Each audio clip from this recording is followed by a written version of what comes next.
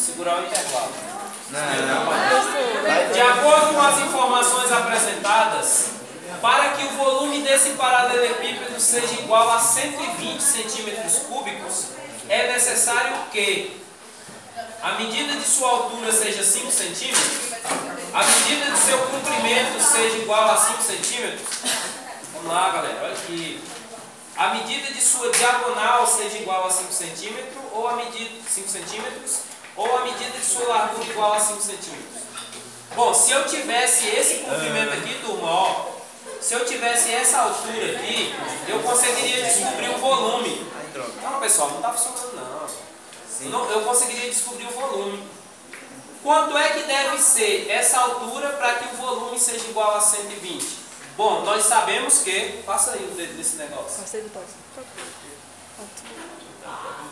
dedo sujo de arroz de leite aí. É arroz de leite, não? Arroz doce. Na minha terra é falar de arroz de leite. Aqui, ó. Volume, pessoal, volume do paralelepípedo, ele é dado pela multiplicação dessas arestas aqui, desses segmentos. Então eu preciso multiplicar 12 centímetros vezes x vezes 2 centímetros. Quanto é que deve medir esse segmento x para que o volume seja igual a 120? Está vendo que isso aqui é uma equação de primeiro grau e que ele já falou qual que é o volume final? O volume final é 120. Eu tenho que vir aqui, ó, desse lado da equação, no lugar do volume eu coloco 120. E agora eu vou usar só números para descobrir qual deve ser esse segmento, qual deve ser essa medida. Então aqui vai ser 12 vezes x vezes 2. Quando eu faço essa conta, eu descubro o valor de x. Está vendo que eu só tenho uma incógnita? Só a letra x? Então, se eu fizer esse cálculo, eu descubro qual deve ser essa altura. Vamos lá? 120 vai ser igual a 12 vezes 2 é 24.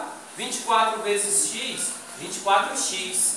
Se eu quero descobrir x, eu tenho que deixar ele sozinho, né? Sim. Posso fazer assim, ó. 120, 24 estava multiplicando x, ele desce dividindo. 120 dividido por 24 é igual a x. Dá uma melhorada nisso aí, ó. X é 120 dividido por 24. Se eu não consigo fazer essa divisão direta, eu estou vendo que são dois números pares. Exatamente, Bárbara. Eu vou simplificar por 2. 120 por 2 dá 60. 24 por 2 dá 12. Agora eu já sei de cabeça. 60 dividido por 2, 5. X deve medir 5. Como eu estou falando em centímetros, não custa nada eu vir aqui no final e colocar centímetros.